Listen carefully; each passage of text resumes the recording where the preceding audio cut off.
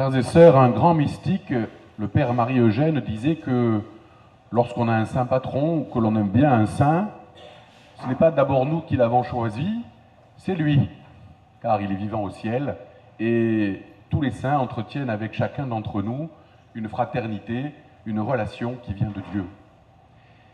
Et lorsque nous contemplons ce mystère, nous pouvons nous dire que cette paroisse, et j'ajoute aussi la paroisse de la Trinité, vous avez été gâtés quand même. Et c'est un peu exigeant aussi.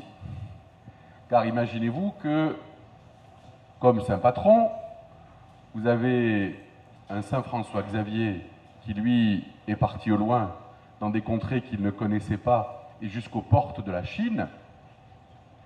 Vous avez un bienheureux Jean-Baptiste Fouque, qui lui est resté toujours à Marseille, il n'a pas bougé.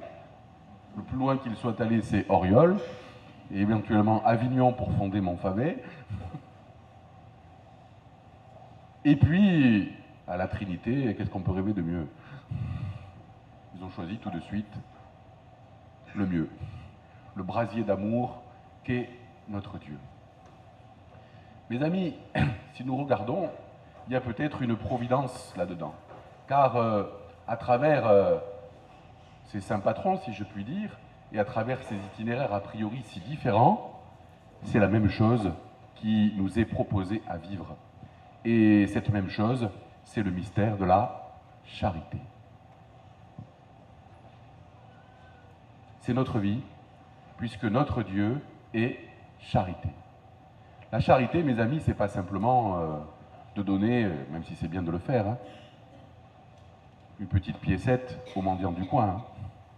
La charité, c'est de s'offrir, c'est de se donner comme notre Dieu lui-même s'est offert et s'est donné. C'est communier à cette puissance d'amour qui pousse notre Dieu à ne pas se regarder, mais à livrer toute sa vie, tout ce qu'il est, à chacun et à chacune d'entre nous, pour que nous puissions être, nous dit le Concile Vatican II, rendus participants de la nature divine, rendus participants de cet amour. C'est cela le grand mystère de notre foi, partager et vivre la vie même de Dieu à travers la simplicité de notre vie humaine. Et c'est ce qu'ont fait les deux saints que nous honorons aujourd'hui d'une manière si différente et pourtant unique. Saint François Xavier qui se promenait dans les villages d'Inde totalement abandonnés par l'Église et qui se souvenait que les petits qui étaient là, les enfants, les adultes qui avaient peut-être été baptisés, n'avaient rien reçu et qu'il fallait tout simplement les nourrir, nourrir leur âme, nourrir leur cœur de ce Dieu dont ils avaient tant faim et tant soif. Et il écrit une lettre terrible à saint Ignace, son patron, en disant « Je voudrais courir toutes les universités d'Europe où tant de beaux esprits se livrent aux belles lettres, mais qui ont malheureusement plus de doctrine que de charité et qui laissent leurs frères et leurs sœurs périr de faim et de soif spirituelle sans se préoccuper de leur sort. » Ce qui l'a poussé à aller jusqu'à ses extrémités et à entreprendre ces voyages extraordinaires n'a qu'un nom, la charité. Et Jean-Baptiste Fouque, dans ses Indes intérieures qu'était Marseille, eh bien lui, c'était tout simple. Quand il voyait une misère, un enfant abandonné, une femme menacée, il ne se posait pas de questions. Vais-je l'aider ou ne vais-je pas l'aider? Comment l'aider? C'est différent, hein? Comment l'aider? Et il se rendait tout de suite vers ceux qui pouvaient l'aider, justement. Et pour lui, il fallait tout de suite créer une œuvre pour venir au secours de cette misère et la soulager. Tout simplement. Et il disait toujours, ne vous préoccupez pas des moyens. Ça fait peur au vicaire général hein, quand on entend ça. Il a fait peur aussi. Hein. Mais il a montré que nous pouvions tout miser sur la miséricorde et la providence de Dieu, et que lorsque nous voyons une misère, comme disait Bernanos, il faut se précipiter pour lui tordre le cou et en libérer l'être humain qui en est menacé. Et c'est cela, mes amis, que la Trinité vient nous révéler et allumer au fond de chacun de nos cœurs. Beau programme, n'est-ce pas? Et donc cela nous permet d'entendre l'appel aujourd'hui de Saint Jean-Baptiste dans l'Évangile, vous l'avez entendu. Il est puissant, hein, et sévère. Et il nous bouscule à nous aussi.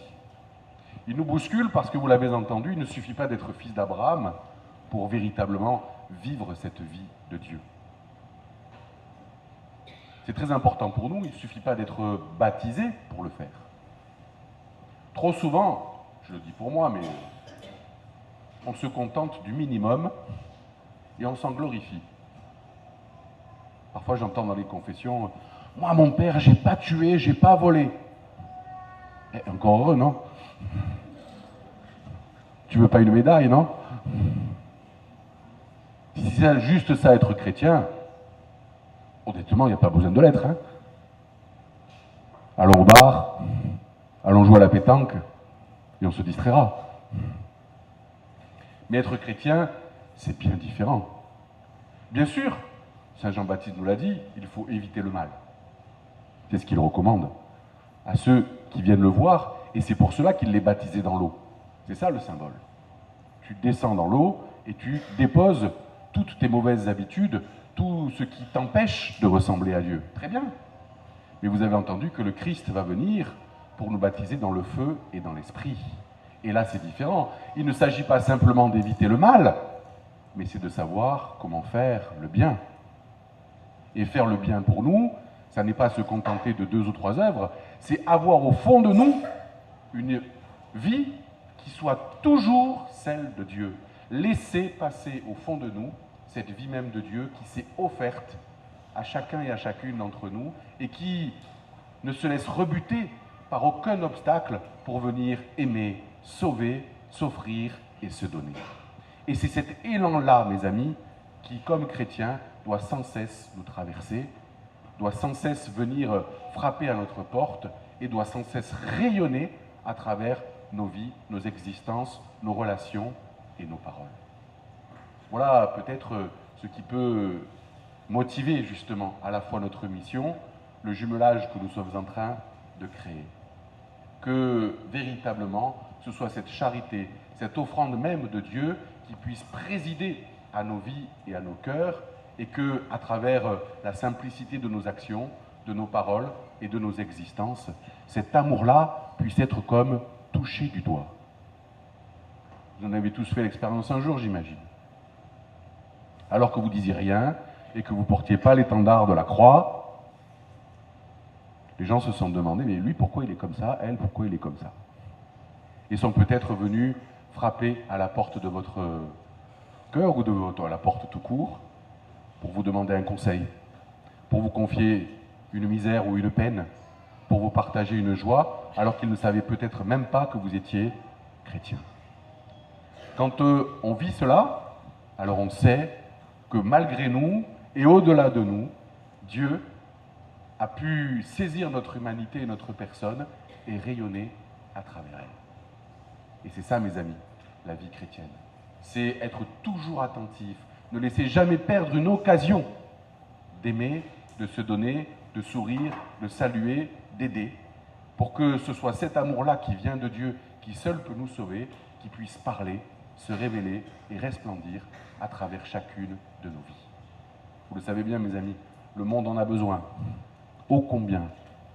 Tous ceux qui nous entourent, nos voisins, nos contemporains, en ont un besoin vital, indispensable. Et c'est nous, mes amis, et réjouissons-nous de cela, que le Seigneur a choisi pour tout simplement le porter au monde malgré notre faiblesse. C'est cela qui nous implique effectivement et nous appelle à nous convertir. Se convertir, mes amis, c'est se tourner vers notre source, la Trinité, et 2, changer de vie, parce que nous sommes tournés vers la Trinité, justement, et laisser la Trinité modifier à la fois nos habitudes, nos relations, tout ce que nous avons à faire et à dire. Frères et sœurs, si vous le voulez bien, par l'intercession de tous nos saints patrons, et en nous tournant vers la Trinité, eh bien, demandons-lui la grâce de cette conversion, pour que lui-même puisse venir habiter nos cœurs et nos âmes et puisse rayonner, resplendir à travers l'humilité de nos vies. Amen.